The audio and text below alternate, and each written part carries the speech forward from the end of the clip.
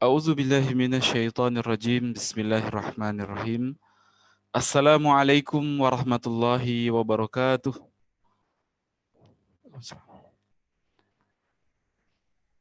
Al- Alhamdulillahilladzi hadana lihadza wa ma kunna linahtadiya laula an hadanallah. Allahumma shalli ala Muhammad wa ala alihi wa ashabihi ajmain. Alhamdulillah, puji syukur kita panjatkan kehadirat Allah Subhanahu wa taala atas segala nikmat, karunia serta hidayah yang diberikan kepada kita sehingga kita dapat berkumpul dalam kelas kuliah Ekonomi Islam edisi 4 Desember tahun 2020 yang insya Allah akan dipandu ya, dibimbing oleh guru kita Ustadz Fauzan Al-Banjari insya Allah. Ya, salawat serta salam semoga senantiasa tercurah kepada junjungan kita Nabiullah Muhammad sallallahu alaihi wasallam. Semoga kita semua termasuk orang-orang yang mendapatkan syafaat beliau di yaumil kiamah kelak. Amin amin ya rabbal alamin. Bapak Ibu hadirin yang dirahmati Allah, ahlan wa sahlan bihudurikum. Selamat datang kembali dalam kuliah kelas ekonomi Islam, kelas kuliah ekonomi Islam kita pada edisi 4 Desember 2020. Ya, pada pertemuan ini kita akan berbicara mengenai bangunan sistem ekonomi syariah, ya. Insya Allah bersama guru kita Ustadz Fauzan Al-Banjari, ya. Kelas kuliah ekonomi Islam ini diselenggarakan oleh Majelis Iqtisadi wa Tijarah Syariah bekerja sama dengan Sekolah Bisnis Syariah. Ya. Marilah sama-sama mengawali kelas kita ini. Mari kita buka kelas dengan membaca basmalah. Bismillahirrahmanirrahim. Semoga Allah Subhanahu wa taala memberkahi kelas kita ini, ya. Ya, alhamdulillah sudah masuk. Bagaimana kabar nih Bapak Ibu semua? Sehat? Ya. Ya, baik. Alhamdulillah sehat. Oh, alhamdulillah sehat Bapak ya. Ya, ya saya langsung saja akan berikan kepada guru kita Ustadz Fauzan. Assalamualaikum Ustadz. Waalaikumsalam warahmatullahi wabarakatuh. Ya, waalaikumsalam. Alhamdulillah. Ya, sehat Ustadz ya? Alhamdulillah. Iya, pada hari ini kita masuk ke pertemuan ke-8 nih Ustadz. Sudah di tengah jalan, tidak terasa. Sisa 8 pertemuan lagi Ustadz ya? Nggak apa-apa, ditambah nanti. Oh, insya Allah, alhamdulillah. Jadi Bapak Ibu tetap semangat, insya Allah ya. Ada bonus-bonus. Ada pertemuan. Ya, baik Bapak Ibu yang dirahmati Allah, marilah kita simak penyampaian materi, ya, penyampaian ilmu dari guru kita Al-Ustadz Fauzan Al-Banjari. Kepada beliau saya persilahkan, ya, fayatafaddal masykura. Tafadhol Ustaz. Baik, bismillahirrahmanirrahim. Assalamualaikum warahmatullahi wabarakatuh. Waalaikumsalam. Waalaikumsalam warahmatullahi wabarakatuh. Alhamdulillah, salatan wa salaman ala rasulillah wa ala alihi wa sahbihi wa mawalah. La hawla wa la quwata illa billah. Rabbi israh li sadri wa yassir li amri wa uqdatan min lisani yafqahu qawli. Rabbi zidna ilma warzuqna fahma. Alhamdulillah rabbil alamin. Bapak Ibu yang dirahmati Allah Subhanahu wa taala, kita bisa berkumpul kembali dalam majelis online. Ini sudah pertemuan ke-8 kita dalam belajar tentang sistem ekonomi Islam bersama dengan MITS dan SBS. Dan alhamdulillah pada pertemuan pagi hari ini kita sudah masuk ke pembahasan yang paling inti dari pembahasan-pembahasan kita sebelumnya, di mana kita sudah mengantarkan pembahasan tentang ekonomi Islam ini dengan menjelaskan terlebih dahulu berbagai sistem ekonomi yang ada dan diterapkan ya di dunia saat ini dan masih menguasai dunia, yaitu sistem ekonomi kapitalisme. Sebagaimana telah dijelaskan sebelumnya terkait dengan bagaimana Islam melihat pokok persoalan atau akar masalah dari ekonomi ini, yaitu akar masalahnya adalah pada interaksi manusia terhadap harta. Ya. Interaksi manusia terhadap harta itulah yang menjadi problem ya, dalam ekonomi sesungguhnya. Ketika interaksi manusia terhadap harta itu kemudian diatur, maka disitulah akan terjadi keteraturan terhadap perekonomian. Jadi filosofinya sangat kuat ya, dan memandang persoalannya sangat dalam dan mendasar, sehingga solusi yang akan diberikan juga akan menyelesaikan problem tersebut. Nah, hari ini kita akan membahas bagaimana bangunan sistem ekonomi Islam. Nah, sebelum kita melihat ke bangunan sistem ekonomi Islam, orang-orang mungkin sering bertanya, bagaimana sebenarnya peran dari sistem ekonomi Islam ini? Ya, apakah sudah pernah ada dan bagaimana pengaruhnya terhadap dunia ya, ketika sistem ekonomi ini diterapkan?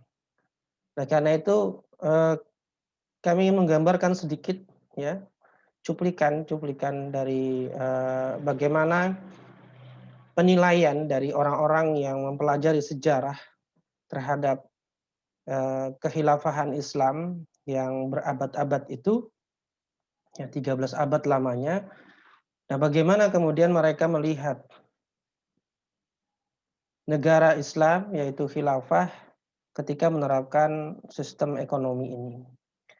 Oleh karena itu, kita akan melihat bagaimana orang-orang yang di luar Islam, yang mereka lurus pandangannya dan objektif dalam menilai sebagai para akademisi yang bertanggung jawab terhadap ilmunya. Ya, sehingga mereka bisa melihat sejarah itu apa adanya, bukan dengan melihat sejarah dengan kacamata politik, gitu ya. Nah, kita tahu bahwasanya kekhilafahan Islam ya setelah Rasulullah Shallallahu Alaihi Wasallam yang dilanjutkan oleh Khulafaur Rasyidun, para khalifah setelah Nabi, 4 khalifah. Kemudian dunia Islam itu tidak hanya di Mekah dan Madinah, tapi sudah meluas ya, meluas kemudian sampai ke utara, itu mendekati Eropa. Kemudian tahun 1500 itu kemudian sudah masuk ke Eropa, ya, Afrika itu hampir semuanya, bahkan sampai ke Nusantara. Nah, orang mengatakan bahwa luasnya ini adalah 2/3 dunia. Inilah kekuasaan khilafah Islam, ya. Menguasai 2/3 dunia yang sangat besar wilayahnya. Nah, yang ingin kita ketahui adalah kalau negara itu kecil, mengaturnya mudah. Ya, kalau sekarang kita misalnya, oh yang paling kaya negaranya negara mana, yang paling sejahtera di mana, misalnya ditunjukkan Brunei Darussalam. Brunei Darussalam itu kecil sekali, ya, kecil sekali, sehingga kemudian menghidupi rakyatnya itu gampang. Kenapa ya? Karena kecil, gitu ya, karena kecil wilayahnya. Itu bisa dibayangkan seperti Kalimantan Selatan jauh lebih besar Kalimantan Selatan. Bayangkan saja seperti Banjarmasin lah gitu. Ya, Banjarmasin itu kemudian batu bara dan seterusnya itu tidak keluar dari Banjarmasin atau menjadi pemasukan khusus. Wah, itu luar biasa itu. Pasti kaya semua orang Banjarmasin, Kalimantan Selatan ya. Nah, itu pasti luar biasa kayanya gitu. Ya, dengan kondisi yang kecil negaranya. Tapi bagaimana dengan luasnya negara ini yang 2/3 dunia? Nah, ternyata perkembangan kekhilafahan ya, ada 5 kekhilafahan ya. Maksudnya dari Khulafaur Rasyidin ya. Dari khilafah yang 4 itu kemudian berkembang sampai Umayyah, kemudian Abbasiyah. Abbasiyah itu ada 2 periode yang tercatat oleh sejarah, kemudian Utsmaniyah. Nah, inilah kekhilafahan yang dengan luas 2/3 dunia. Lalu bagaimana pendapat orang-orang dari luar Islam terhadap perekonomian ya, daulah khilafah itu? Nah, ada seorang politisi ya, Partai Republik Amerika Serikat, ketika dia berpidato di dalam saat menjadi CEO-nya HP perusahaan, ya, dia mengatakan bahwa pernah ada sebuah peradaban yang peradaban itu adalah terbesar, greatest in the world, peradaban yang paling besar di dunia. Nah, peradaban ini menurut dia itu adalah peradaban yang bisa menciptakan negara super state, ya, super state antar benua. Jadi bukan hanya negara dalam satu benua, tapi antar benua. Dan ini adalah super state yang terbentang dari samudra ke samudra, dari iklim utara yang dingin sampai padang pasir yang panas. Nah, saking luasnya dia menggambarkan itu ya. Dan itu sesuai dengan fakta sejarah tentang Islam, begitu luasnya. Yang dihuni oleh jutaan manusia, ya, ratusan juta manusia dari berbagai macam suku bangsa, etnis, ya, dan berbagai macam bahasa, dan satu bahasanya menjadi bahasa universal, ya, bahasa dunia saat itu, ya, yang menjadi jembatan dari ratusan hundred lands, ya, ratusan tanah-tanah atau ratusan dari wilayah. Dan tentaranya adalah terdiri dari berbagai macam kebangsaan, dan militernya itu mampu melindungi kepada tingkat kedamaian dan kesejahteraan yang tidak dapat diketahui. Nah, maksudnya tidak dapat diketahui itu adalah sangat tinggi sekali gitu. Nah, ini pengakuan ya dari orang non-Muslim kepada peradaban Islam saat itu.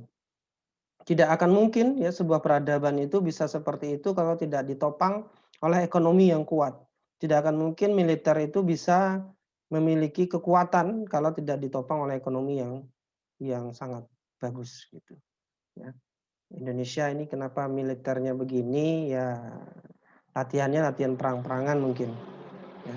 Sehingga senjata tempurnya tertinggal, kemudian ya dananya sangat terbatas lah untuk pengembangan persenjataan dan riset. Nah, itu tidak akan bisa melindungi sebuah negara ketika kekuatan militernya itu tidak ditopang oleh perekonomian yang kuat. Nah, ini satu contoh.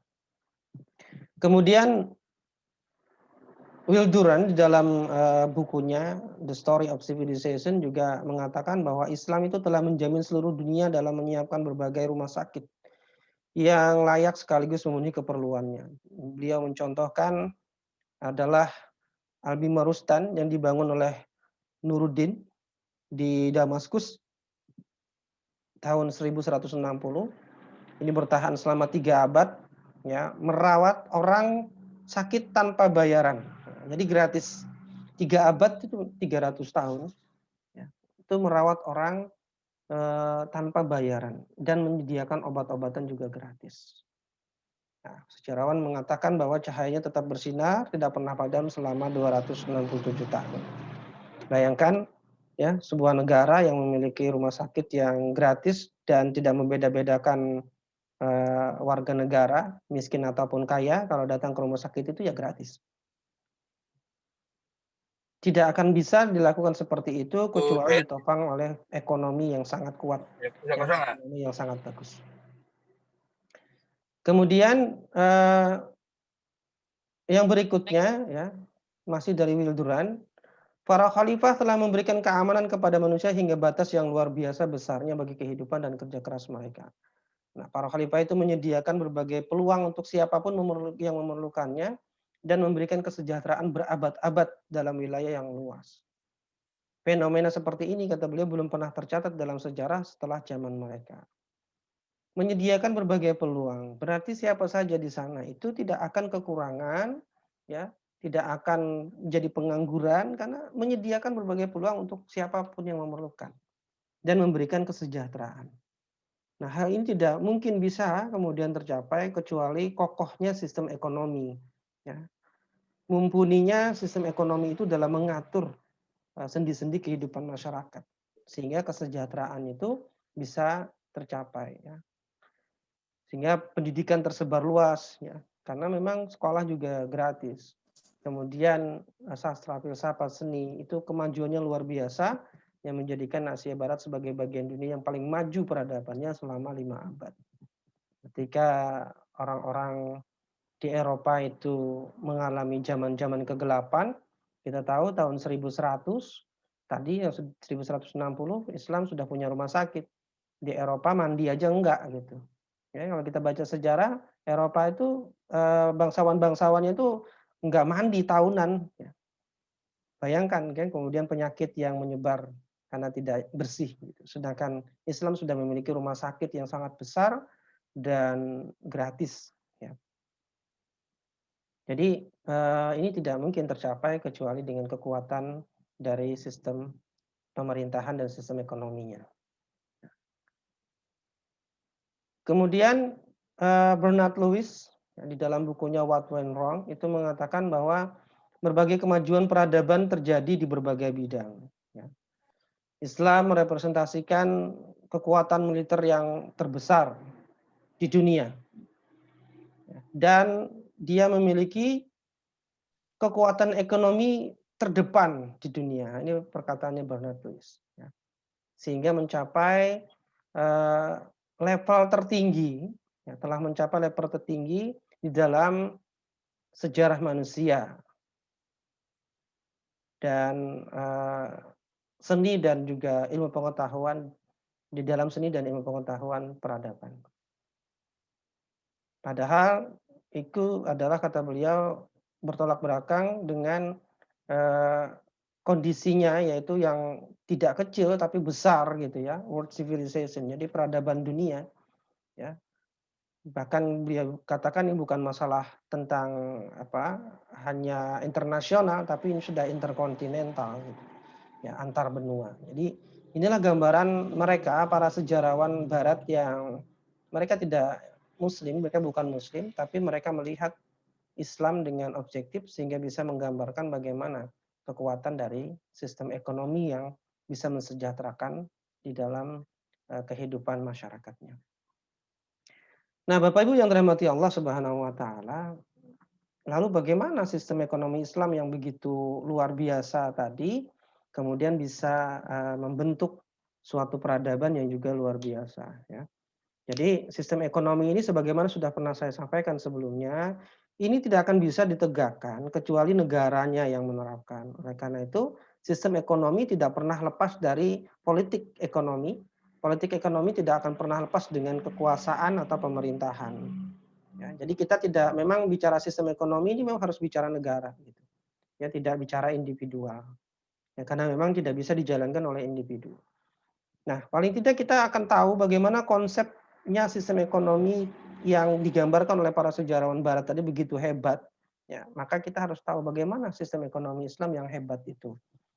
Nah, karena itu pada kesempatan pagi hari ini kami sampaikan ya bagaimana sebenarnya bangunan sistem ekonomi Islam. Ya, sehingga kita bisa melihat kerangka besar dari sistem ekonomi Islam yang nanti insya Allah pada pertemuan-pertemuan selanjutnya kita akan bahas lebih dalam dari kerangka besar itu. Baik, sebagaimana kita sudah bahas kemarin, masalah ekonomi Islam, ya, yang diperbicarakan di dalam ekonomi tentu saja adalah barang dan jasa. Ini yang disebut dengan harta. Ya, barang dan jasa ini disebut dengan harta. Ya. Nah, kebutuhan manusia terhadap barang dan jasa inilah yang menjadi problem di dalam ekonomi, ya. Karena barang dan jasa itu pasti dibutuhkan oleh manusia karena dia memiliki nilai guna atau utility. Ya. Nilai guna inilah yang menjadi alat pemuas kebutuhan manusia tadi. Oleh karena itulah, manusia itu kalau kita lihat faktanya, ada kebutuhan yang bersifat primary, ya kebutuhan pokok, kemudian ada kebutuhan secondary yang bukan kebutuhan pokok. Sekalian saya ganti ya, ini salah ketik.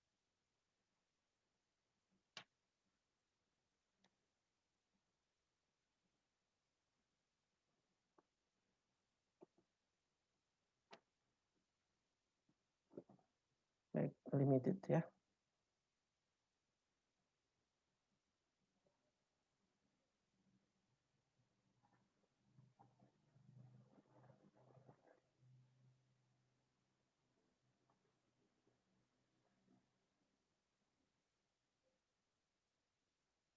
Baik, kita tunggu sebentar. Savingnya jadi error.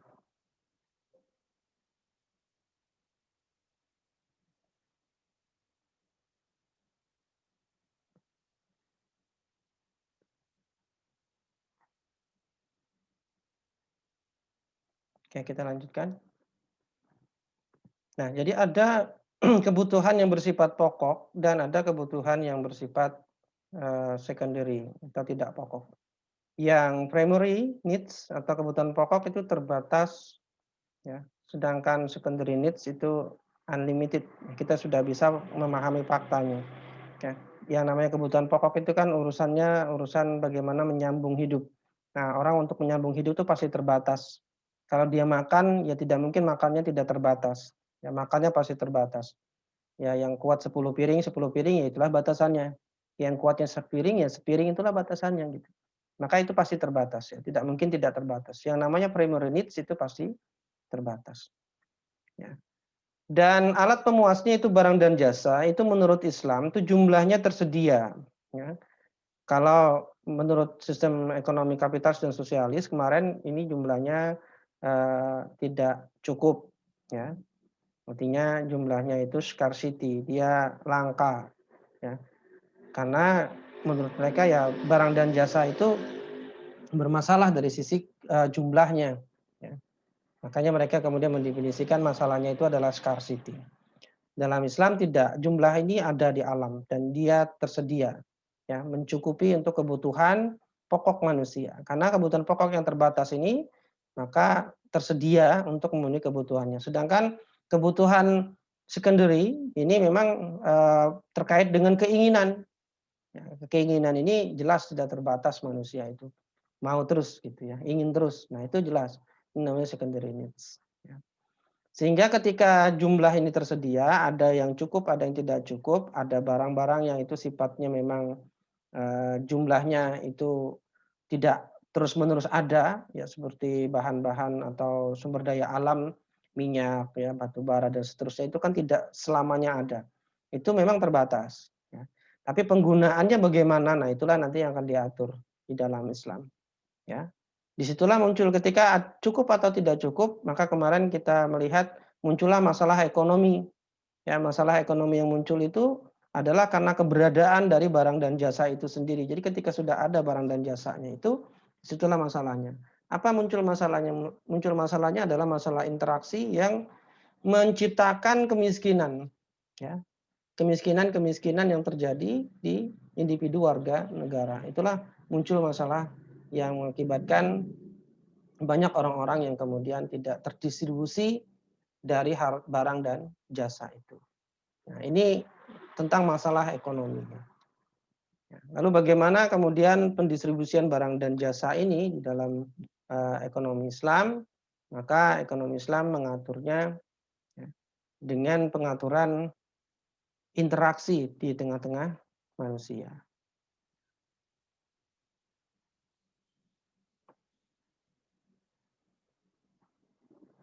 Nah, Bapak Ibu yang dirahmati Allah Subhanahu wa taala,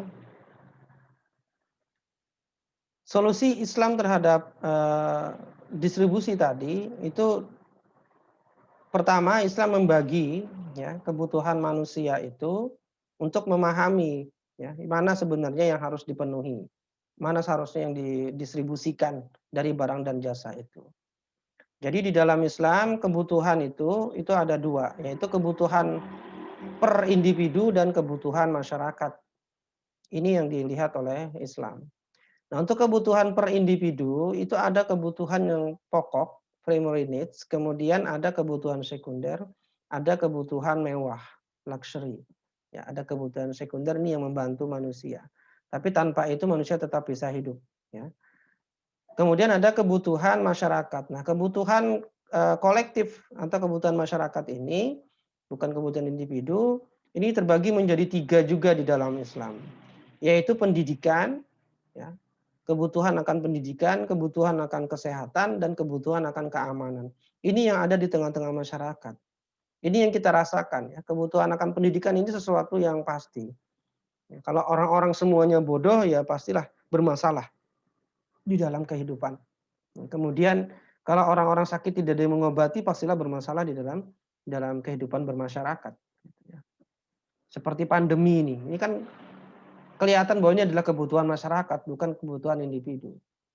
Ya, pandemi dengan COVID-19 ini kan memberikan pelajaran kepada kita bahwa kebutuhan akan kesehatan itu tidak bisa dipenuhi secara sendiri. Kita sudah menjaga secara mandiri gitu ya, agar tidak tertular misalnya. Kalau masyarakat tidak menjaga, ya kita juga tetap kena.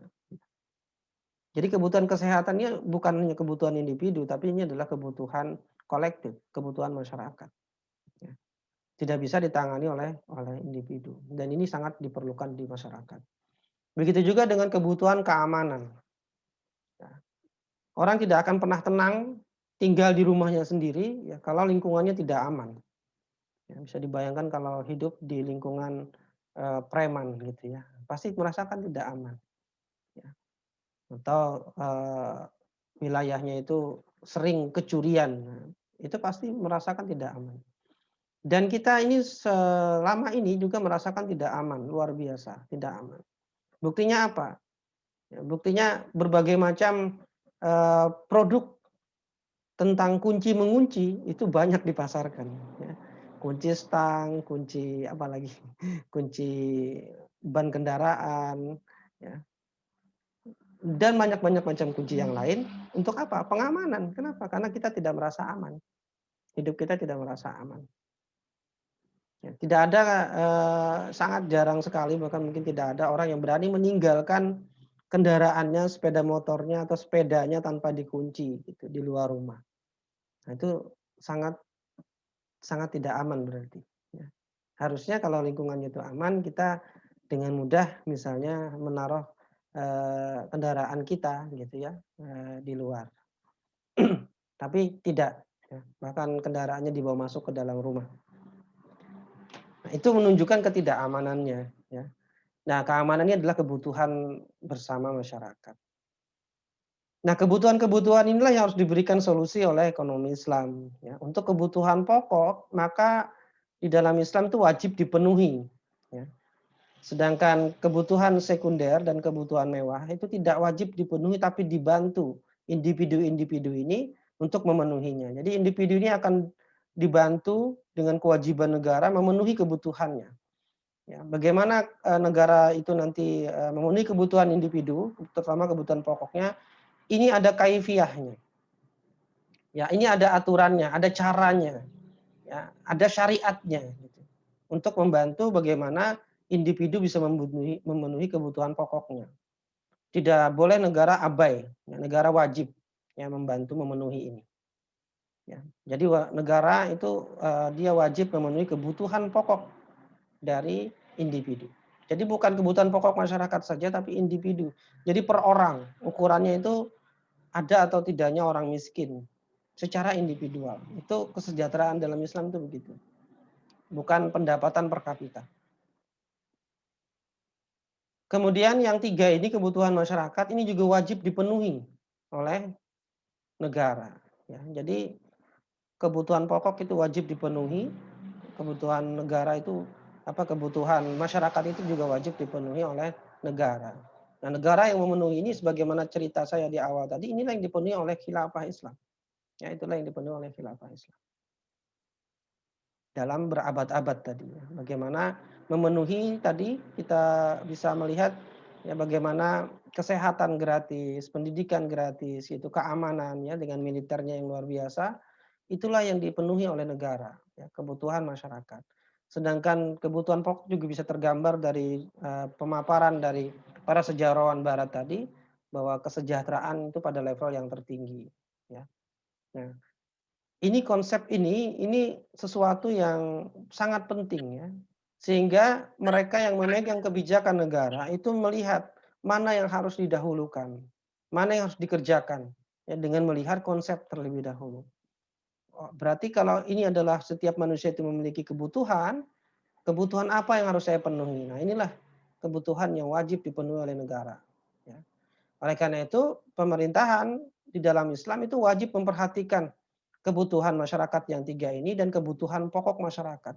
Karena itu adalah tanggung jawabnya. Karena hukumnya wajib, ketika ditelantarkan, maka para pemimpin itu berdosa.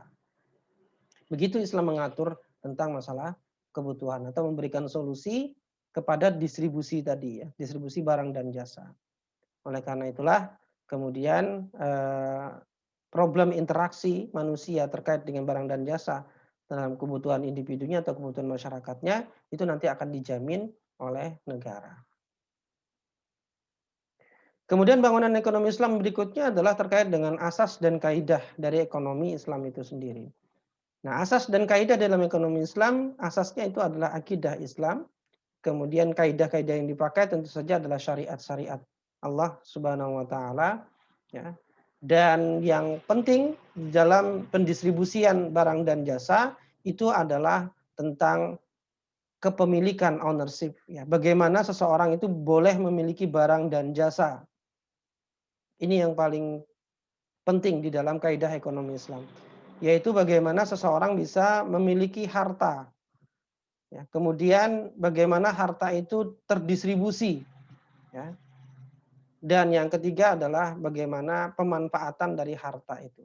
Jadi yang pertama adalah tentang bagaimana memiliki, bicara tentang bagaimana memiliki, maka Islam membicarakan tentang jenis-jenis kepemilikan.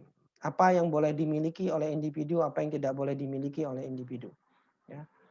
Juga tentang kepemilikan umum dan kepemilikan negara. Jadi Islam sudah membedakan harta itu ada yang milik individu, ada yang milik umum, ada yang milik negara. Tidak boleh tertukar. Ya. Kemudian untuk pemanfaatan, tasarruf. Di dalam Islam ada tanmiyatul milkiyah, pengembangan kepemilikan atau tanmiyatul mal, pengembangan harta. Ya. Kemudian ada nafaqatul milkiyah atau infakul mal. Ya. Ini adalah bicara tentang tasyaruf. Jadi hukum-hukumnya nanti baru kita turunkan, begitu ya. Kayak tadi saya bilang kita melihat kerangka besar bagaimana kita memahami sistem atau bangunan sistem ekonomi Islam. Ya.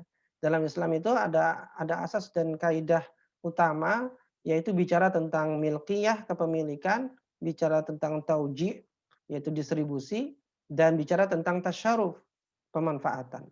Ini kaidah dalam ekonomi Islam yang paling asas, ya, yaitu bisa menentukan harta, barang dan jasa itu milik siapa, siapa saja yang boleh memilikinya.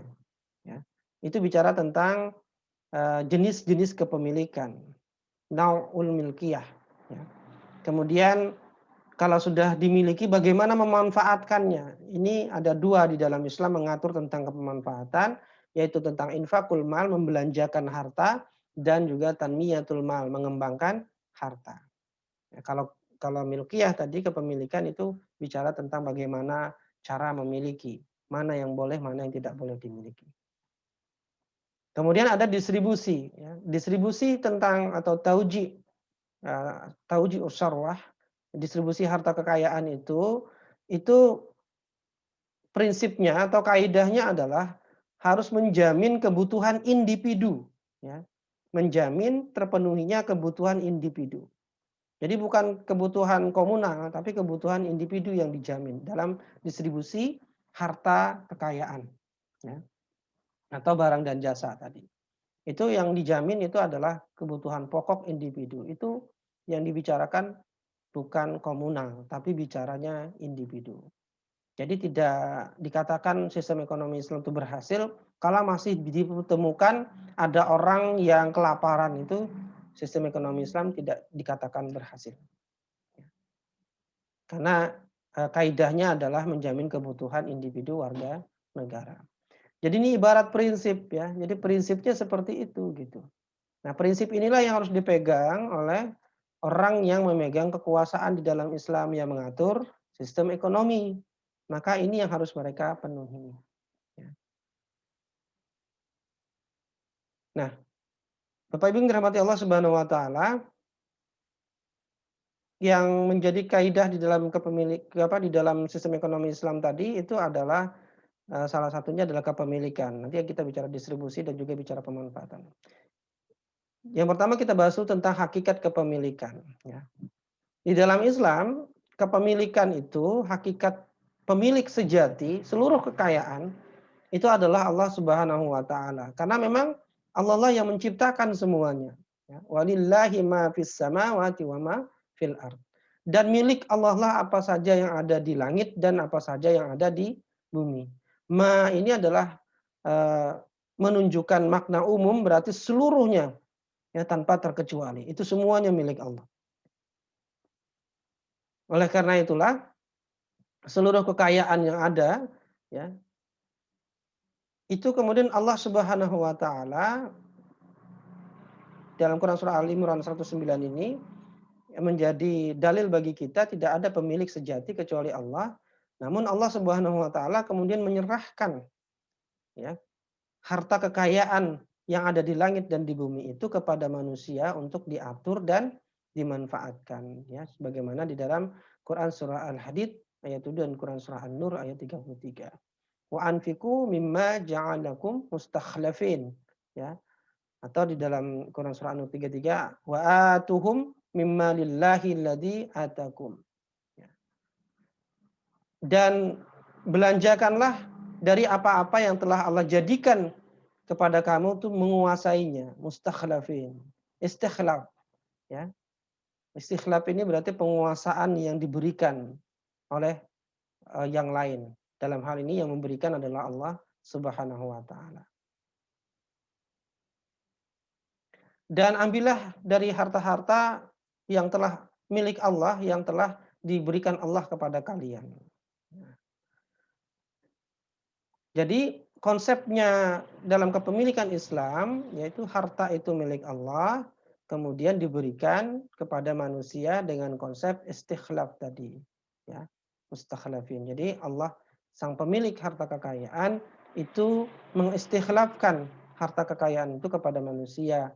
Artinya manusia diberikan wewenang untuk memiliki dan menguasai dalam cara-cara yang juga diturunkan oleh Allah Subhanahu wa taala. Jadi ibaratnya, ya, sebagai tamsil saja, ibaratnya ada orang yang memberikan kepada kita sesuatu, ini loh, ya, harta untuk kamu, tapi untuk harta ini saya berikan dengan syarat kamu harus menjalankannya dengan cara seperti ini. Nah, kalau tidak seperti ini, saya akan minta pertanggungjawaban. Nah, ini kalau di dalam syirkah ini dilakukan misalnya dalam syirkah mudharabah. Ini modal, ya, saya berikan kepada kamu, tapi modal ini ada syarat pengelolaannya. Tidak boleh begini, tidak boleh begini, dan seterusnya. Silahkan kamu manfaatkan, kamu kelola. Nah, kira-kira begitu, ya, gambarannya. Jadi istikhlaf ini diberikan Allah kepada kita, ya, kepada manusia dengan aturan yang juga diturunkan oleh Allah Subhanahu wa taala untuk mengatur barang dan jasa yang ada di tengah-tengah manusia itu. Itulah konsep istikhlaf, ya. Aminu billah wa rasulihi wa anfiqu mimma ja'alakum mustakhlafina fihi, ya. Berimanlah kalian kepada Allah dan Rasul-Nya dan belanjakanlah apa-apa yang telah dijadikan Allah kamu menguasainya. Ini konsep istikhlaf. Nah, Bapak Ibu rahmati Allah Subhanahu wa taala, begitulah Islam melihat barang dan jasa atau harta kekayaan di tengah-tengah manusia, ya. Artinya itu memang diistikhlafkan kepada manusia, dikuasakan kepada manusia, tapi manusia tidak bebas kemudian memanfaatkannya. Ada aturan yang mengikuti istikhlaf itu. Nah, oleh karena itu, bicara tentang kepemilikan di dalam Islam, ya, definisinya itu adalah al-milkiyatu istilahan idnu syari' bil intifai bil ain. Jadi yang dimaksud dengan al-milkiyah itu adalah intifa, ya, bil intifa bil ain. Itu adalah izin asyari, izin dari Allah Subhanahu wa taala, ya. Jadi dimaksud dengan al-iznu ini, itu maksudnya izin itu adalah hukum-hukum syara yang mengatur, ya. asyari Allah Subhanahu wa taala. Jadi hukum syara dari Allah Subhanahu wa taala bil intifa, ya. Al-ain ini adalah sesuatu yang nanti akan dimanfaatkan, ya. Intifa bil ain, sesuatu yang dimanfaatkan. Begitulah al-milqiyah, ya. Jadi al-milqiyah itu adalah izin dari asyari untuk memanfaatkan sesuatu. Pengertian kepemilikan yang lain di dalam Hasanah Islam itu adalah al-milqiyah istilahan ittisalu syar'iyyun bainal insan wa bainasy syai'in yakunu mutlaqan litasarrufihi litasarrufihi wa hajizan min tasarrufi ghairi fihi. Jadi kepemilikan menurut istilah itu adalah hubungan syariat antara manusia dengan sesuatu, yaitu harta, yang memberikan hak mutlak kepada orang itu untuk melakukan pemanfaatan atau tasyaruf atas sesuatu itu, ditasarrufi fihi, ya, dan mencegah wahajizan, dan mencegah min tasarrufi ghairihi, mencegah orang lain untuk melakukan tasyaruf terhadap barang-barang itu. Nah, inilah yang dimaksud dengan kepemilikan di dalam Islam. Jadi bicaranya tentang harta yang diberikan izin oleh Allah Subhanahu wa taala untuk dimanfaatkan. Kemudian harta itu di dalam Islam, ya, menurut istilah atau terminologi hukum syariat itu adalah setiap kullu ma yuntafa'u. Jadi setiap apa-apa yang dapat dimanfaatkan ala ai wajhin minal wujuhi asy-syar'iyyah. Dimanfaatkan menurut cara-cara yang dibenarkan oleh syariat, ya. Kasyirai wal ijarah, seperti jual beli, sewa menyewa, wal i'arah, pinjam meminjam, wal istihlak, dan juga pemanfaatan konsumsi, ya, wal hibah, dan juga hibah. Itulah yang dimaksud dengan harta, ya.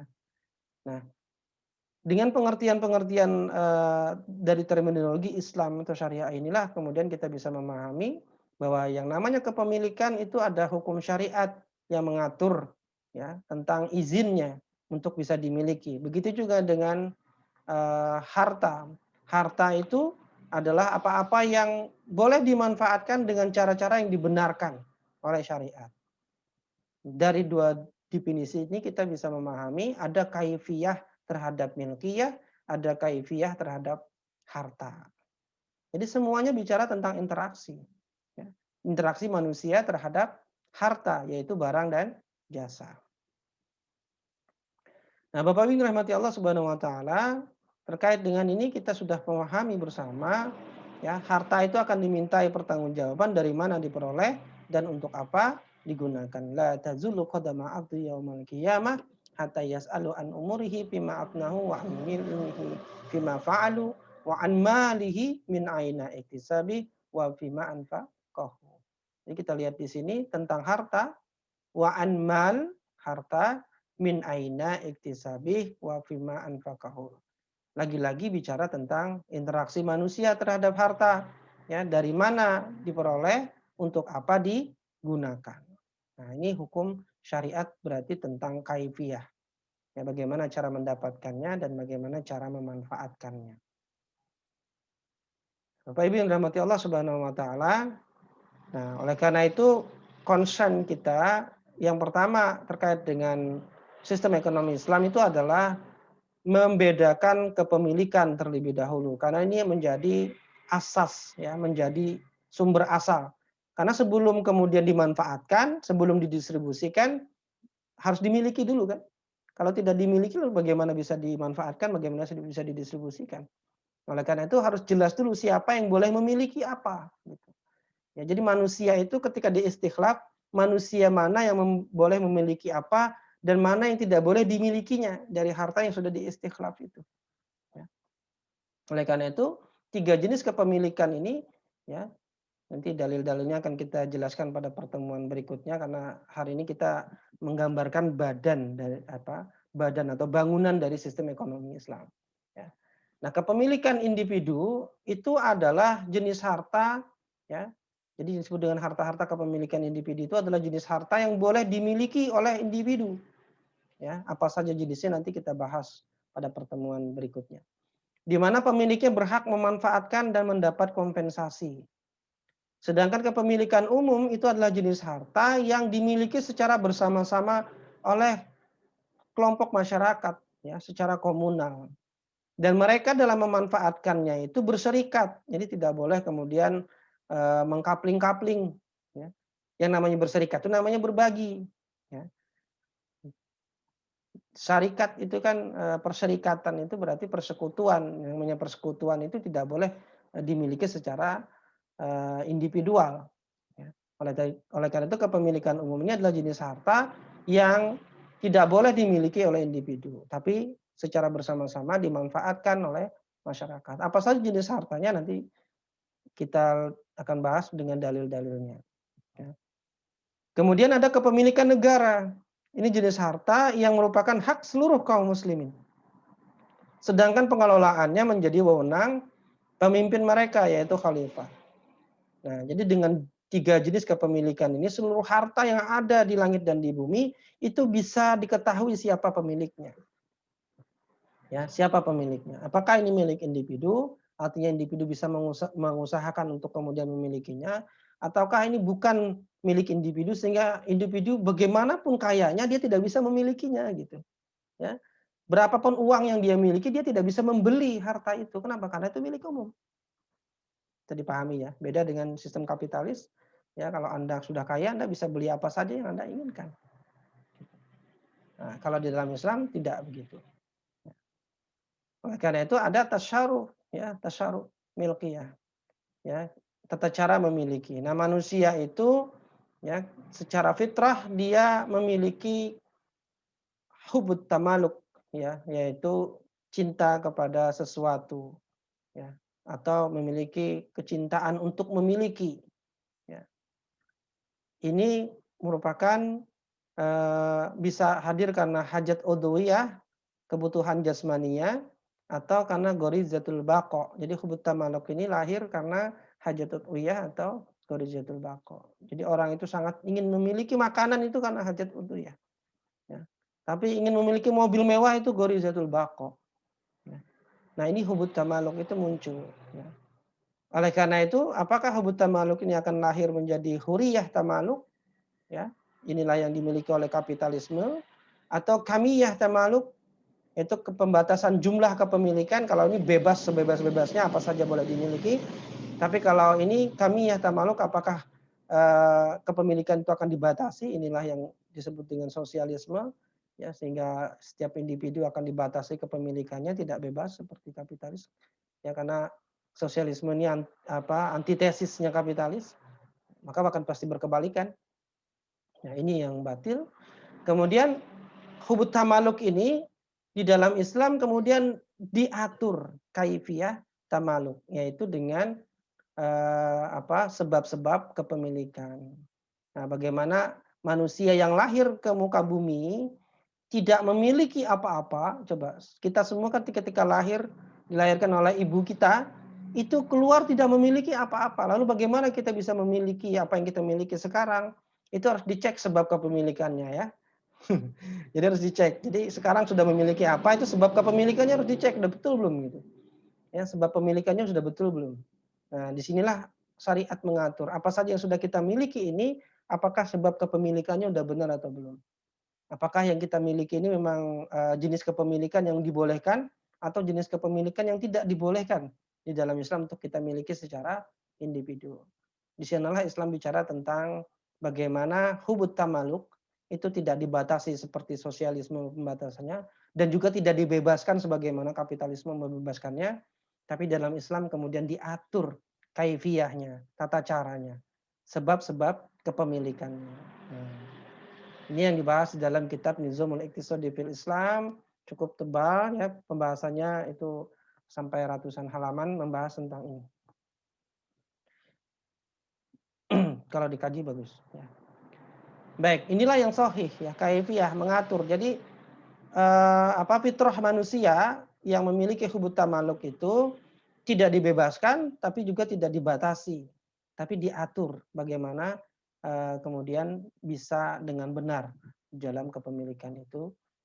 Karena manusia itu butuh aturan, manusia itu berinteraksi, sehingga mereka butuh aturan dalam interaksinya.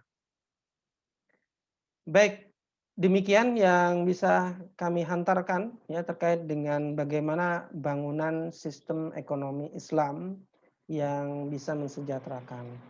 Nah, kita baru sampai ke pengantar dari bangunan sistem ekonomi Islam yang tadi yang saya bagankan itulah nanti akan kita rincikan pada pertemuan-pertemuan selanjutnya.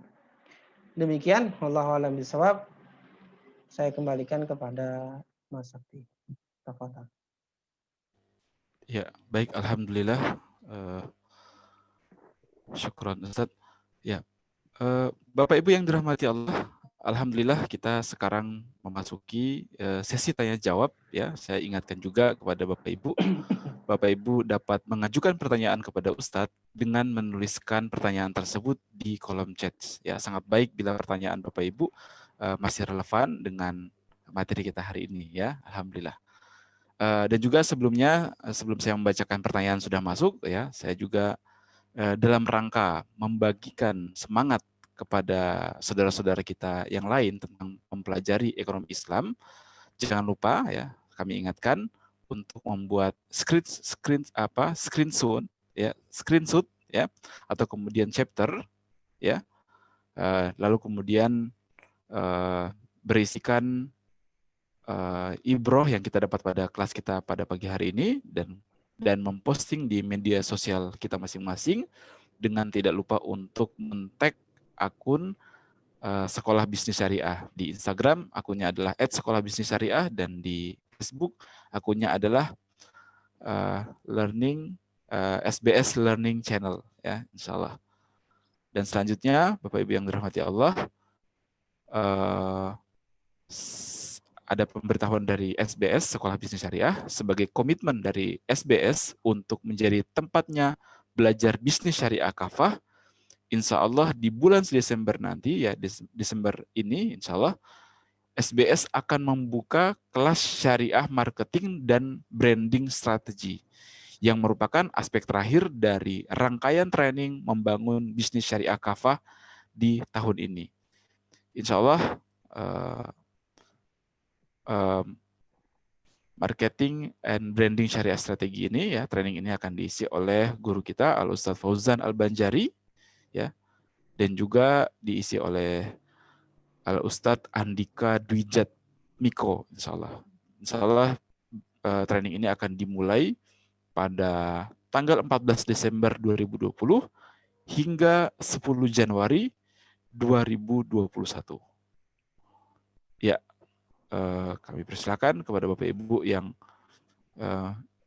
ingin mengikuti kelas beliau untuk bisa menghubungi admin. Ya.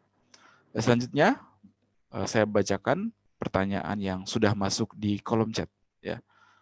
Ya, pertanyaan pertama dari Ibu Nila Syahidah. Ya. Assalamualaikum Ustadz, bagaimana gambaran dalam sejarah negara Islam membantu pemenuhan kebutuhan masyarakat, baik yang wajib berupa kebutuhan primer maupun yang tidak wajib berupa kebutuhan sekunder dan mewah. Ya. Tafadhol Ustaz. Ya, jadi pengaturan terhadap pemenuhan kebutuhan primer, sekunder maupun yang luxury tadi, yang mewah tadi di dalam Islam itu kan diatur dengan syariat. Ya. Jadi yang salah satu pengaturannya adalah bagaimana masyarakat itu bisa memenuhi kebutuhan hidupnya itu dengan syariat tentang bekerja dan nafkah. Ya. Tentang bekerja dan nafkah. Jadi di dalam Islam itu nggak akan ada orang yang malas pertama. Tidak akan ada orang yang malas karena bekerja itu bagi yang laki-laki ya ketika dia sudah balik maka jatuh dia menjadi wajib ya, atau dia di dalam tanggungan nafkah oleh yang menanggungnya. Nah, jadi dua syariat yaitu tentang nafkah dan juga tentang kewajiban bekerja inilah yang diterapkan di dalam sistem ekonomi Islam. Ya, kecuali kemudian pada mereka-mereka yang ajiz fi'lan. Ajiz fi'lan ini adalah orang-orang yang memang tidak mampu, ya. Dia memang lahir dengan kondisi tidak mampu, entah tidak mampunya itu secara fisik, ya, tidak sempurna fisiknya, ya, tidak punya penglihatan, tidak punya pendengaran atau lumpuh dan seterusnya. Ini adalah orang-orang yang kemudian negara wajib menjaminnya karena mereka tidak bisa memenuhinya. Yang pertama adalah nafkah, tentu saja nafkah itu dilakukan dulu oleh orang-orang yang memang wajib menafkahinya. Kemudian kalau orang-orang yang menafkahinya tidak mampu, maka kemudian dia akan dibantu oleh tetangga-tetangganya yang mampu. Ya, karena ada dalil-dalil yang menyebutkan ya, tidaklah beriman orang yang tidur kekenyangan sementara tetangganya kelaparan. Itu menunjukkan kewajiban tetangga itu membantu bagi orang-orang yang tidak mampu. Ya. Kalau ternyata tetangga-tetangganya juga tidak mampu juga, maka negara wajib kemudian menyantuninya. Ya. Nah, itulah pemenuhan kebutuhan. Nah, di zaman Nabi Shallallahu Alaihi Wasallam, ketika ada seorang yang kemudian datang kepada Nabi, dia mengatakan tidak punya apa-apa, ya, kemudian Rasul menyuruh dia menanyakan kepada dia, kamu apa yang kamu miliki? Nah, saya punya ini ya Rasul. Ya, kemudian Rasul tawarkan, siapa yang mau membelinya dengan 1 dirham? Gitu. Ya, ini hukum lelang ya, Rasul melakukan lelang terhadap harta sahabat tadi itu. Ya. Kemudian ini kata Rasul, siapa yang mau beli dengan 1 dirham? Kemudian sahabat mengatakan, saya Rasul, saya akan beli dengan 2 dirham. Gitu. Nah, akhirnya dijual dengan 2 dirham. 1 dirhamnya kata Rasul, berikan kepada keluargamu, 1 dirhamnya lagi belikan kapak dan bekerjalah. Nah, itu bagaimana negara mengatur gitu ya. Jadi orang itu tidak kemudian datang cuman sekedar minta-minta begitu kepada negara, tidak. Akan dilihat orang ini masih mampu nggak? Ada nggak yang bisa diusahakannya gitu. Nah, kata Rasulullah, belilah kapak dan pergilah ke hutan sana. Hutan itu milik siapa? Ya milik negara. Silakan bekerja di sana gitu maksudnya. Ya. Itu maksudnya, silakan bekerja di sana. Ini hadis ini menunjukkan bahwasanya negara itu menyediakan peluang kerjanya, tapi orangnya juga tidak boleh malas gitu. Ya, tidak boleh malas bekerja, tapi negara menyediakan lapangan kerjanya. Nah, ketika dia ingin lapangan pekerjaan itu juga tidak kemudian langsung diberikan begitu, tapi ada usaha nggak yang dia lakukan untuk itu gitu. Nah, ini kan menunjukkan adanya kewajiban bekerja sekaligus, ada kewajiban nafkah di sana, ada lapangan pekerjaan yang disediakan oleh Rasulullah. Nah, itulah juga yang diterapkan oleh para sahabat dan juga khalifah setelahnya gitu. Bagaimana mereka menyediakan lapangan-lapangan pekerjaan, ya kemudian kalau untuk kebutuhan pokok misalnya di zaman Khalifah Umar bin Abdul Aziz misalnya ya, ketika akan dibagikan zakat tidak diketemui orang-orang miskin lagi. Sehingga zakat itu tidak bisa dibagikan. Akhirnya zakat itu diserahkan untuk membebaskan budak-budak di Eropa. Ya. Itu menunjukkan apa? Kesejahteraan yang sudah sangat tinggi. Ya. Kalau kebutuhan pokok saja sudah tidak bisa dicari orang yang memerlukannya, berarti sudah tercapai kan? Begitu juga bagaimana para khalifah menyediakan berbagai macam fasilitas sehingga memudahkan orang bekerja. Nah, ketika orang mudah bekerja, kebutuhan pokoknya sudah terpenuhi, negara karena sudah menjamin pemenuhan kebutuhan pokok itu dengan cara yang tadi salah satu yang sudah saya sebutkan. Nanti ada caranya ya, ada lapisan-lapisan bagaimana apa Islam itu memenuhi kebutuhan pokok dari setiap individu. Nah, kalau orang itu sudah merasa terjamin kebutuhan pokoknya, maka yang ia usahakan kan tinggal kebutuhan sekunder dan kebutuhan mewahnya saja gitu, ya. Tidak dilarang memiliki hal-hal yang mewah, asal hal-hal yang mewah itu kemudian bisa dipertanggungjawabkan secara syar'i dan dimanfaatkan dengan jalan yang syar'i juga gitu. Bahkan peradaban-peradaban Islam menunjukkan kan kemewahan-kemewahan yang terjadi dengan bangunan-bangunan yang luar biasa. Itu kan menunjukkan kemewahan. Sudah tidak bicara yang pokok, ya karena kebutuhan pokoknya sudah terpenuhi semua. Sehingga masyarakat itu tinggal kemudian mengupayakan apa-apa yang menjadi kebutuhan sekunder dan kebutuhan tersiernya atau pelengkapnya. Nah, itu yang kemudian terjadi di peradaban-peradaban Islam gitu, atau sejarah Islam, bagaimana negara memfasilitasi ya, menciptakan, membangunkan transportasi ya. Bagaimana misalnya cerita dari Sultan Abdul Hamid II yang kemudian membangunkan rel kereta api dari untuk menuju ke Mekah gitu. Agar orang mudah. Ya, itu tidak hanya untuk ibadah haji, tapi juga untuk pendistribusian harta kekayaan sehingga mempermudah bisnis ya untuk kemudian perjalanan-perjalanan yang membutuhkan transportasi. Nah, itu akan selalu dibangun ya. Nah, oleh karena itulah kita bisa melihat gambaran-gambaran itu sebagai cuplikan-cuplikan sejarah yang menunjukkan bahwa syariat ini diterapkan gitu.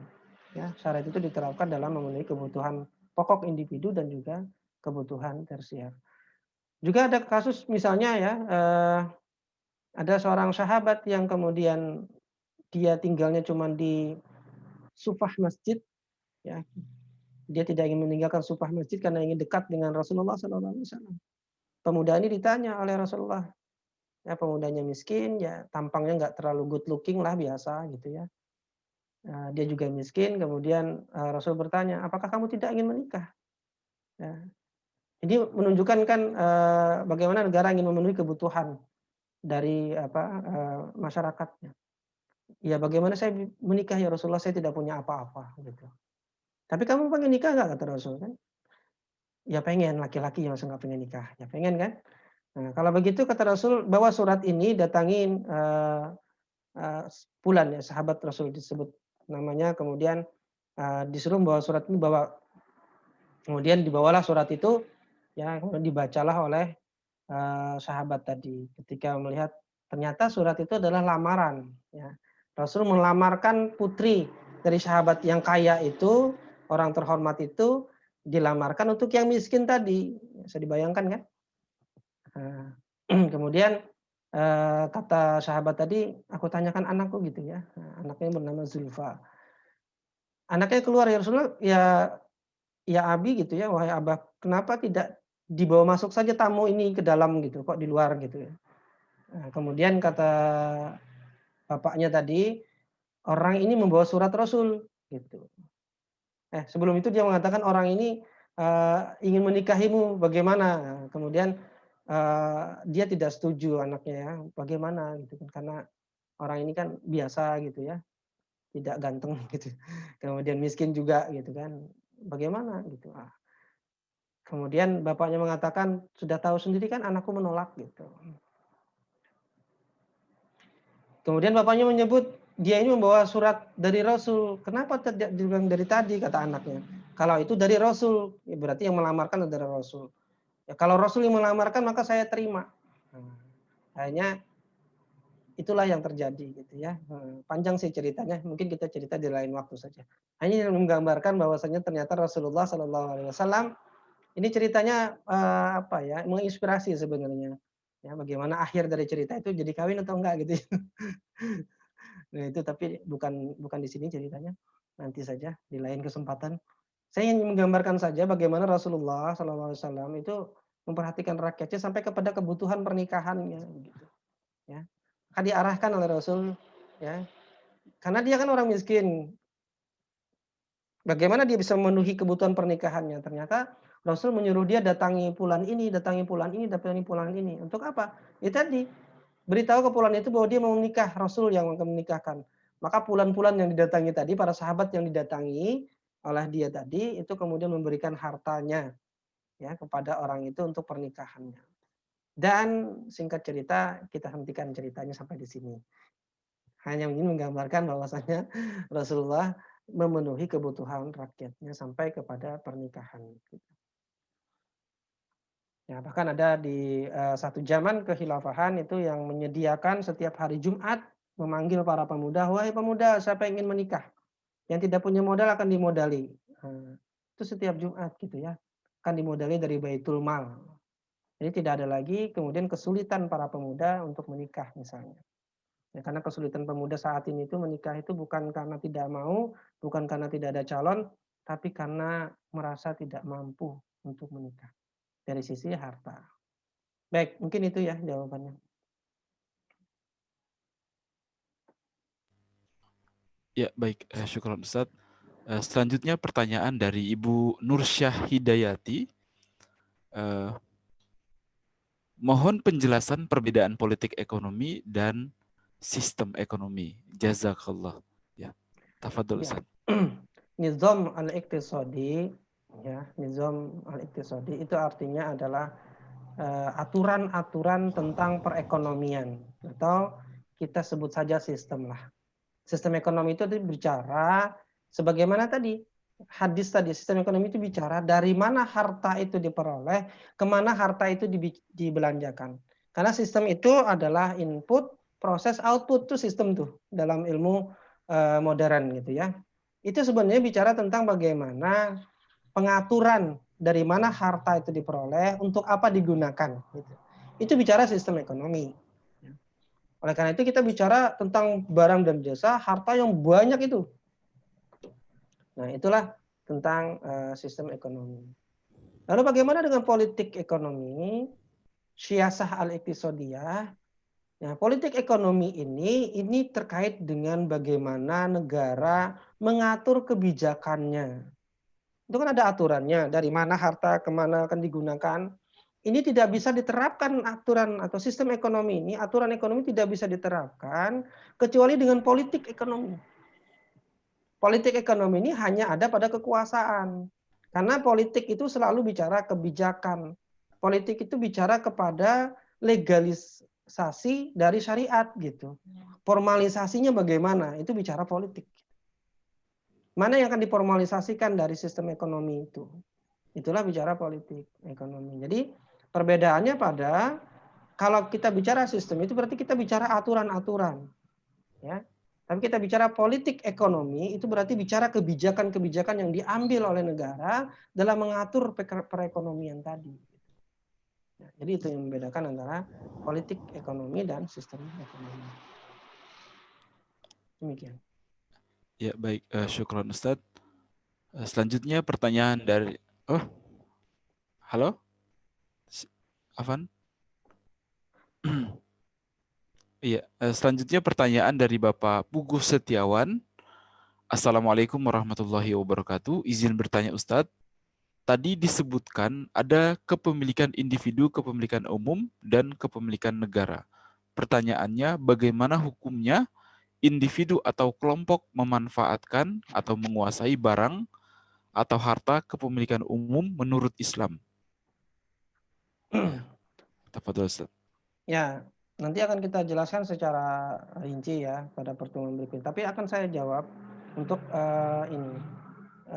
sebagai gambaran gitu. Jadi harta-harta kepemilikan umum itu nanti kan akan dibagi juga. Ya, harta kepemilikan itu ada jenis-jenisnya, gitu. Ada jenis-jenisnya. Ada fasilitas umum.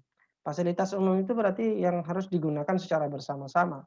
Rumah sakit, sekolahan, itu kan fasilitas umum. Ya. Tapi ada juga kemudian sumber daya alam, ya, yang jumlahnya dalam tanda kutip tidak terbatas, alias banyak sekali. Nah, disinilah mungkin yang jadi pertanyaan. Ya, bukan kalau penggunaan fasilitas umum jelas tidak boleh, ya, menggunakan fasilitas umum untuk pribadi. Nah, fasilitas umum untuk pribadi itu haram hukumnya. Makanya bagaimana para khalifah dulu seperti Umar bin Khattab, ya, ketika beliau menyalakan lampu untuk bekerja di malam hari, kemudian datang orang lain yang ingin berdiskusi tentang masalah pribadi, kemudian lampunya dimatikan sama beliau. Ya. Kenapa kata yang datang kok dimatikan? Jadi gelap kan gitu. Kata Umar, yang saya gunakan ini fasilitas negara. Nah, itu kan berarti pemahaman yang luar biasa, haramnya menggunakan fasilitas negara untuk kepentingan pribadi gitu. Termasuk juga haramnya menggunakan fasilitas umum untuk kepentingan pribadi. Begitu juga kemudian dengan barang tambang ya, atau sumber daya alam. Ini kan nanti dilihat dulu ya. Karena kepemilikan umum itu karena dia awalnya adalah milik bersama ya. Jadi ketika misalnya air, ini yang mudah nih air ya, air sungai. Air sungai itu kan milik umum ya. Supaya bisa tergambar nih. Air sungai itu milik umum. Jumlahnya dalam tanda kutip tidak terbatas. Datang aja ke Banjarmasin itu ada sungai, ya, Sungai Martapura yang melewati kota Banjarmasin itu sangat lebar, airnya banyak. Itu nggak bisa habis tuh. Gitu. Boleh nggak kita ambil? Itu kan milik umum. Boleh nggak kita ambil? Boleh kita ambil untuk pemanfaatan yang tidak membatasi orang lain untuk juga memanfaatkan. Jadi kalau kita timba airnya, kita ambil, kita sedot ke rumah kita, tanpa menghalangi orang lain juga untuk mengambil air itu, maka nggak ada masalah. Boleh saja, ya, boleh. Gitu. Tapi kalau kemudian kita pasang pagar, ya, pokoknya bagian sini sungainya saya kapling tuh, nah, sampai ke daerah sana. Pengaplingan ini haram, nggak boleh. Karena menghalangi orang lain untuk memanfaatkan juga. Itu yang tidak boleh. Bisa dipahami ya gambarannya ya. Nah, oleh karena itu ketika misalnya ada batu bara, kemudian ada minyak bumi, ya, kemudian diambil oleh individu, sedangkan orang lain kemudian tidak bisa mengambilnya, maka itu haram hukumnya. Dikuasai gitu. Dikapling sendiri. Itu nggak boleh. Tapi kalau semua orang mengambilnya, itu akan jadi rebutan, akan terjadi perselisihan, ya, interaksi kan ini akan terjadi perselisihan. Oleh karena itulah harta kekayaan yang macam ini itu harus langsung diambil alih oleh negara dalam pengelolaannya. Kenapa? Kalau dibiarkan itu akan mengakibatkan terjadi perselisihan di tengah umat, tengah masyarakat. Oleh karena itulah negaralah yang berhak kemudian mengelolanya dan membaginya kepada masyarakat. Begitu. Bukan menyerahkannya kepada swasta dan bagi hasil. Bagi hasil itu berarti ada keuntungan yang diambil secara individu. Padahal mengambil keuntungan secara individu itu tidak boleh. Nah pertanyaannya kalau dia boleh bagi hasil dengan negara, kenapa saya tidak boleh? Kan begitu masyarakat bertanya. Ya kan akan tetap terjadi perselisihan. Oleh karena itu tidak boleh bagi hasil. Yang ada adalah Anda boleh bekerja, ya, untuk kemudian mengangkut batu bara itu, menggalinya, silakan bekerja kan kami upah. Ya, masyarakat kan tinggal diupah, mau nggak diupah? Tidak ada bagi hasil. Upah itu kan biaya yang operasional yang dikeluarkan untuk mengeluarkan dia dari dalam tanah misalnya. Hasilnya itu kemudian milik umum yang digunakan untuk masyarakat. Apakah nanti dalam bentuk fasilitas umum dibangunnya rumah sakit yang masyarakat bisa datang ke sana dengan diskon atau kalau belum bisa gratis ya misalnya dengan diskon gitu ya. Yang itu diambilkan dari itu tadi. Nah, jadi pengambilan secara individual selama tidak menghalangi orang lain untuk mengambilnya juga yang dengan tidak mengaplingnya itu maka itu boleh. Misalnya kita masuk ke dalam hutan ngambil sebatang pohon kita tebang, selesai kita bawa pulang. Orang lain pun nggak masalah juga mengambil sebatang pohon. Tapi kalau orang-orang ini kemudian semuanya dibiarkan rebutan pohon, nah ini kan bermasalah. Oleh karena itu negara harus mengambil alih yang seperti itu. Kalau air tadi kan memang nggak rebutan ya, selama tidak kekeringan kan gitu. Nah, tapi kalau sudah kekeringan kan rebutan juga, makanya diambil alih. Sehingga tidak terjadi perselisihan. Jadi begitu. Jadi hukum asalnya di dalam kepemilikan umum itu siapa saja dia boleh mengambilnya. Tapi kalau itu kemudian mengakibatkan terjadi perselisihan, maka negaralah yang mengambil alih itu untuk kemudian dikelola. Ya. Nah, dalam kasus di dunia modern ini tidak bisa lagi, pasti akan jadi perselisihan. Oleh karena itu pengambilan alihan terhadap suatu lahan sumber daya alam itu nggak boleh di dalam Islam. Ya, negara harus kemudian mengambil alihnya karena pasti akan terjadi perselisihan. Jadi tidak boleh secara individual ya mengambil harta-harta kekayaan milik umum. Ya. Itu sama dengan emas misalnya, kita mendulang emas. Ya selama tidak menghalangi orang lain untuk mendulang emas, ya silakan saja. Tidak boleh kita mengkapling, saya sudah duluan mengaplingnya di sini. Nah, ketika Anda sudah tinggal, kan orang lain boleh datang dan mengambil juga. Ketika dia pergi, orang lain lagi bisa masuk ke situ. Siapa yang duluan datang, dia yang mengambil gitu. Nah kalau seperti itu tuh boleh. Ya, boleh saja. Nah kalau itu terjadi perselisihan, maka negara harus turun tangan mengambil alih semuanya dan kemudian mengelolanya untuk bisa dimanfaatkan oleh semuanya. Begitulah aturan dalam kepemilikan umum. Ya. Demikian, nanti kita akan bahas lebih lanjut lagi. Iya, baik, syukran Ustadz. Dari Bapak Puguh, ada yang ingin disampaikan kepada Ustadz? Tidak? Oh ya, Alhamdulillah. Selanjutnya Ustadz, pertanyaan dari Ibu Uci Siregar. Assalamualaikum Ustadz. Jika kepemilikan dibagi 3 dalam Islam, bagaimana mekanisme dalam Islam mengambil kembali kekayaan milik umum yang saat ini dikuasai oleh individu perusahaan? Ya.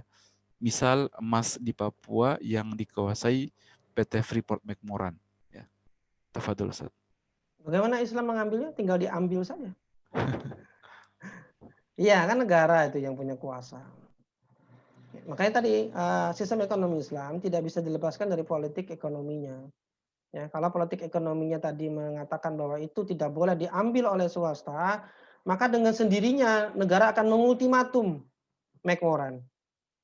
Ya, mulai hari ini juga, ya, hentikan semua operasi, kan begitu modelnya. Ini ya secara praktisnya gitu ya, hentikan semua operasi. Ya, berapa modal yang sudah Anda dapatkan, ya, Anda keluarkan, itu akan dikembalikan oleh negara. Hasil yang sudah Anda ambil kembalikan kepada kami. Nah, begitu modelnya. Bisa nggak seperti itu? Bisa. Kalau negara mau. Terjadi nggak? Terjadi. Fidel Castro bisa begitu. Padahal dia sosialis kan gitu. Ya, di Venezuela itu kan diultimatum semua sama dia. Diultimatum bahwa ini akan diambil alih oleh negara. Wah, itu ribut nggak Amerika? Ribut, tapi kan nggak bisa ngapa-ngapain juga. Kecuali mengadakan terjadinya konflik-konflik kan di sana. Kan begitu cara mereka kemudian menyerang. Ya kalau ada yang seperti itu pasti diciptakan konflik-konflik di negaranya gitu. Tapi ketika negara ini sudah menjadi sebuah negara Islam, ya daulah Islam, maka akan ada mekanisme pemindahan kepemilikan umum itu kepada negara. Itu segera, ya, segera setelah berdirinya khilafah itu, maka segera kemudian seluruh aspek itu akan disyariatkan, termasuk dalam kepemilikan harta tadi. Maka semua tadi perusahaan-perusahaan itu akan diultimatum. Anda sudah begitu banyak mengeruk kekayaan, ya.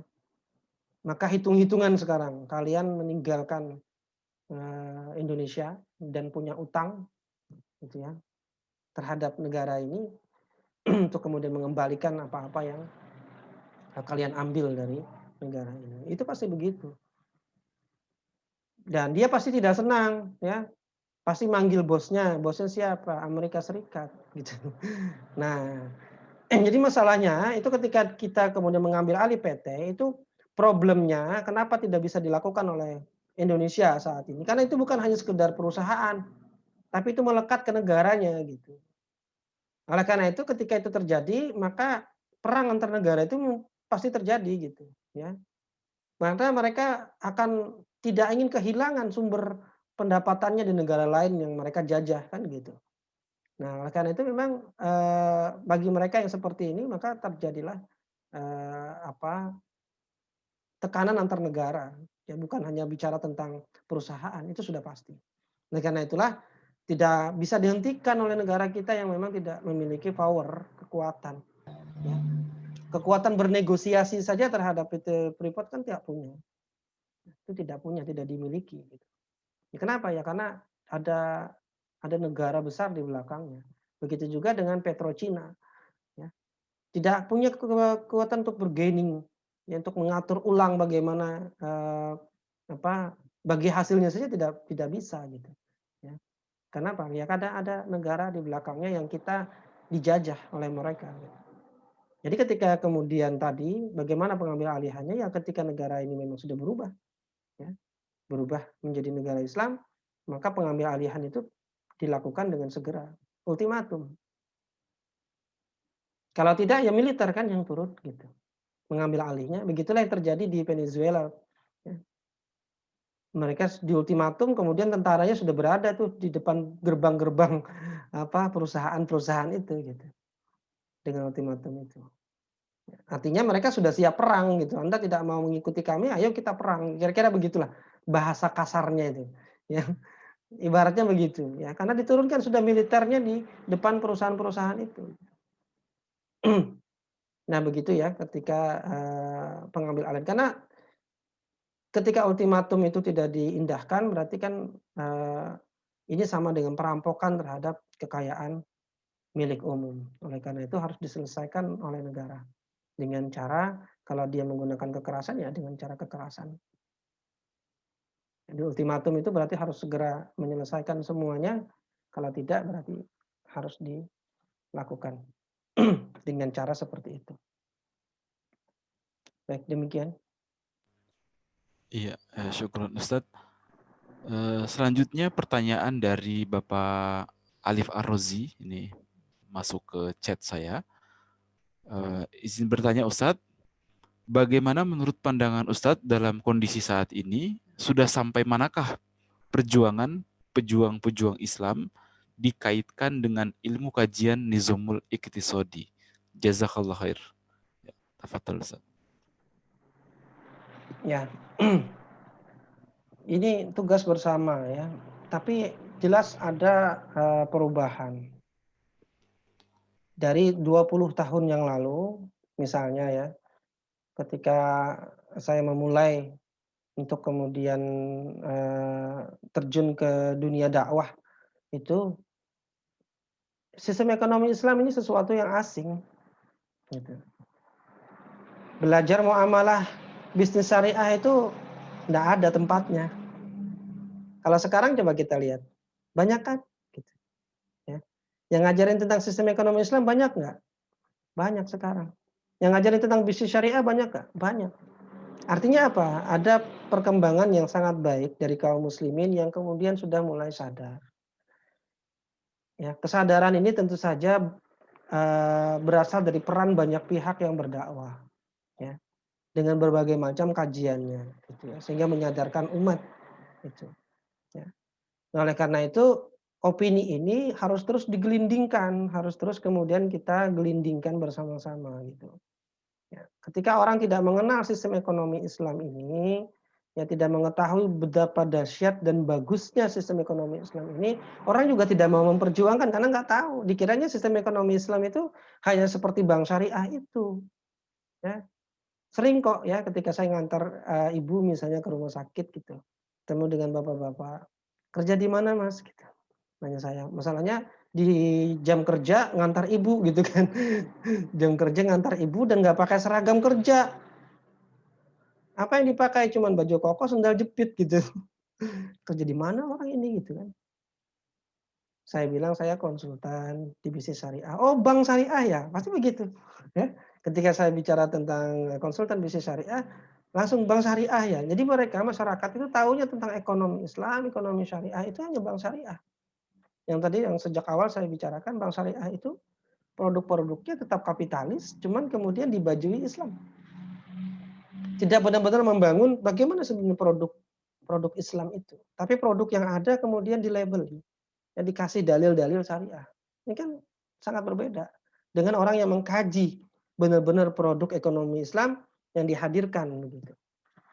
Nah, jadi kalau ditanya sampai sejauh mana, ya kita sedang berproses jauh lebih baik daripada 20 tahun yang lalu, gitu ya. Opini tentang syariat, ya ekonomi Islam, opini tentang Islam kafah itu lebih besar saat ini, gitu ya. Nah, tinggal bagaimana kita menggelindingkan ini terus dan bertambah besar. Ini yaitu tergantung dari Bapak Ibu semua, gitu. Ya. Apakah kemudian kajian ini hanya berhenti kepada Bapak Ibu semua, atau kajian ini Bapak Ibu teruskan kepada orang-orang lain? Itulah cara menggelindingkan, gitu kan? Bukan kemudian yang penting saya sudah belajar stop sampai di saya. Nah, bukan begitu. Nah, keinginan kita di MITS itu dan juga di SBS itu adalah tidak berhenti kepada Bapak Ibu, tapi Bapak Ibu bisa menggelindingkan terus kepada yang lain gitu. Ya. Silakan saja buka kajian ekonomi Islam level RT misalnya nggak apa-apa. Ya. Pakai materi-materi yang sudah diberikan dipakai gitu nggak ada masalah. Nah, kemudian isi mereka, beritahu mereka bahwa ini loh ekonomi Islam tuh begini, bukan bicara tentang sekedar pinjam meminjam yang ada di perbankan itu bukan sekedar itu, gitu.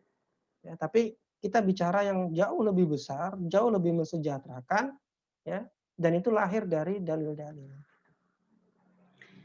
Nah, mungkin begitu ya. Ya, baik, alhamdulillah, syukron Ustadz. Selanjutnya, alhamdulillah tidak ada pertanyaan lagi yang tersisa, Ustadz. Kami persilahkan kepada Ustadz untuk menyampaikan closing statement kita pada pagi hari ini. Tafadhol, Ustadz. Ya, terima kasih. Inilah pertanyaan yang paling sulit. Jadi di antara semua pertanyaan itu, pertanyaan paling sulit buat pembicara itu adalah closing statement. Senutup gitu. Ya, jadi begini. Jadi saya tidak menyimpulkan apa yang saya sampaikan karena Bapak Ibu sudah bisa memahaminya. Saya ingin memberikan ini saja, motivasi saja buat kita semua ya.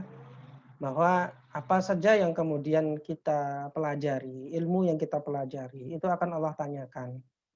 Untuk apa kita belajar ilmu itu? Ya. Untuk apa kita kemudian meluangkan waktu, ya, mengorbankan mungkin harta untuk kemudian mempelajari sebuah ilmu. Apakah untuk kita amalkan sendiri, ataukah kita akan sebarkan juga? Sangat bagus mengamalkan apa yang ilmu telah kita dapat. Karena itu memang yang dituntut oleh Allah. Akan lebih bagus lagi kemudian kalau ilmu itu kita sampaikan kembali. Ya. Ketika kita mengamalkan, pahalanya berhenti pada diri kita. Tapi ketika kita sampaikan kepada orang lain dan orang lain mengamalkan, maka Masya Allah, pahalanya akan kita ikut juga. Ketika orang lain yang kita sampaikan itu mengamalkan, tanpa mengurangi pahalanya, kita pun akan dapat pahala yang sama dengan pengamalan yang dia lakukan. Masya Allah, jadi luar biasa. Ya, itulah kenapa kita terus menginginkan, ya Bapak Ibu semua, ya dalam kajian-kajian seperti ini, untuk kemudian tidak lupa menyebarkan kepada orang-orang lain, ya sehingga mereka termotivasi juga untuk belajar, termotivasi juga untuk tahu gitu ya. Nah, ketika mereka termotivasi melalui Bapak Ibu, ikut melalui Bapak Ibu, misalnya begini, contoh ringannya, ketika Bapak Ibu ngajak mereka ikut kajian ini. Ikut kajian ini karena ajakan Bapak Ibu. Selama dia ikut kajian ini karena ajakan Bapak Ibu, dia dapat pahala, insya Allah. Dan Bapak Ibu mendapat pahala yang sama. Nah, kalau ada 100 orang yang ikut kajian ini, Bapak Ibu juga ikut kajian ini, Bapak akan mendapat pahala 100 orang yang ikut kajian. Kan luar biasa. Ketika dia duduk, mendengarkan serius, dia dapat pahala, dan pahala itu juga akan mengalir ke Bapak Ibu. Masya Allah, luar biasa. Allahu Akbar. Baik, demikian mungkin yang bisa saya sampaikan pada kesempatan pagi hari ini. Semoga bermanfaat. Hadallahu wa iyyakum ajmain. Wabillahi taufiq wa hidayah. Assalamualaikum warahmatullahi wabarakatuh. Iya. Waalaikumsalam warahmatullahi wabarakatuh. Jazakallah khairan, Ustaz.